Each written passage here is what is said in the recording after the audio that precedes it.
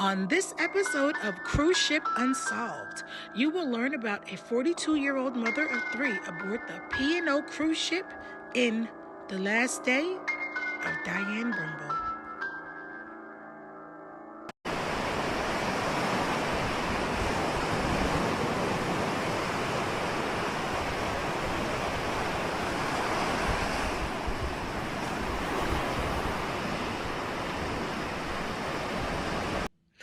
Diane Elizabeth Brimble boarded the P&O cruise ship on Monday, September 23rd, 2002, for a long-awaited and planned cruise to Noumea and other ports of call. Diane was accompanied by her sister Alma and her daughter and niece Talia. There were also other family members joining Diane on the cruise. Diane and Alma enjoyed some welcome drinks aboard the ship, and the four women went to have dinner. After dinner, Diane's sister, daughter, and niece decided to turn in early for the night. After all, the day of embarkation starts very early, so it would be understandable that the ladies would be a little tired. However, Diane wanted to continue enjoying the evening and decided to attend the nightclub aboard the ship. She mingled amongst the other guests and was making the best of her first night on the long-awaited cruise. Diane is said to have an adventurous side and loved being the life of the party and even getting the party started. Several guests in attendance at the nightclub that night described Diane as very flirtatious with others. But we all have somewhat of a flirtatious side, don't we? I mean, you're on a cruise ship and having a few drinks and listening to great music. Not to mention, Diane was newly single. It was supposed to be a fun time. But could danger be lurking around the corner? According to several witnesses, Diane was seen having a conversation with four men at the club. She was then seen leaving the club with the four men, who were a part of a group of 8 traveling together. Diane is said to have accompanied one of the four men she was spotted having a conversation with in the club, then witnessed leaving with to his cabin. The man's name was Mark Wilhelm. The two allegedly engaged in consensual sexual relations. Hours later, Diane Brimble's body would be found on the bathroom floor of cabin D-182, which is the cabin of the four men. She was lying in her own feces, completely naked. Diane's family, unaware that they would never see Diane alive again. Diane's sister Alma noticed that Diane had not slept in her bed. She was taken aback, but not too concerned. Things became a little more concerning when an emergency call came through all of the cabins regarding an incident.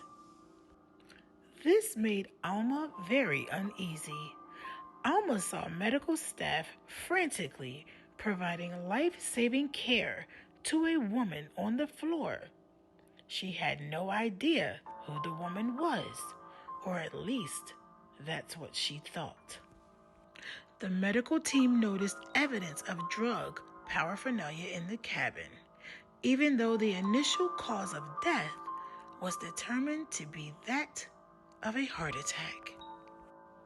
However, after a thorough and proper autopsy was conducted on Diane's body in Sydney, Australia, it had been determined that her cause of death was caused by a mixture of alcohol and GHB.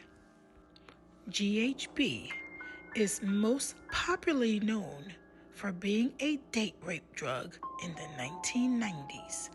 Many victims never even know that they have been slipped the dangerous drug until it's too late. GHB can cause extreme drowsiness, impaired speech, and even memory loss. GHB is quite dangerous and can be very unpredictable. Many take it or slip it to others for heightened sexual gratification, relaxation, and a feeling of euphoria. The dangers of GHB is that it's easy to overdose on the drug, especially when combined with alcohol. Diane overdosed on the drug, with alcohol also playing a contributing factor, causing respiratory failure, which cost her her life. 4 of the men in this photo became of interest in Diane's death: Mark Wilhelm, Matthew Slade, Letterio Silvestri, and Ryan Kuchel. These 4 men shared the cabin where Diane's body was found.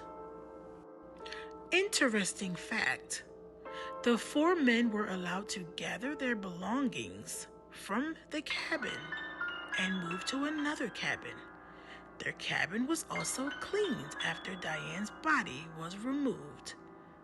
Diane's cabin, however, was sealed off for investigation. Now, why would the 4 potential suspects be allowed to leave the scene and have their cabin cleaned, erasing potential evidence from an active crime scene? Who gave Diane the GHB? Did she ingest the dangerous drug voluntarily? The men gave conflicting statements on the entire sequence of events that led to Diane's death. The inquest into Diane's death determined that she was given the drug unknowingly by known persons. Letterio Silvestri, Ryan Kuchel, and the other witnesses took the stand at Glebe Coroner's Court in Sydney, Australia.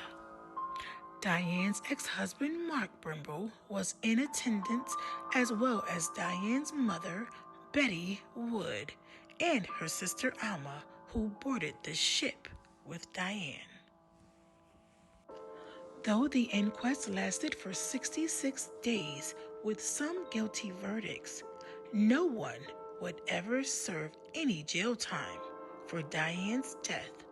Ryan Kuchel pled guilty to 1 count of concealing a serious offense. Letterio Leo Silvestri pled the same. Mark Wilhelm was charged with manslaughter and supplying the GHB. The manslaughter charge against Wilhelm was dropped.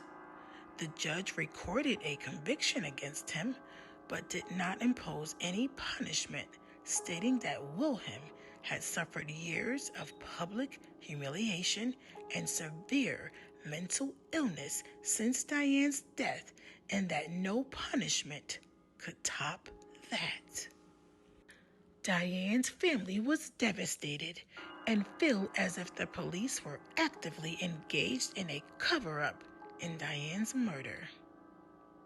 Diane Elizabeth Brimble never received justice for the loss of her life and the inhumane way that she was treated. She boarded the P&O cruise in hopes of having a grand time, but she was dead within 24 hours. Be sure to join us for another episode of Cruise Ship Unsolved for another cruise ship mystery.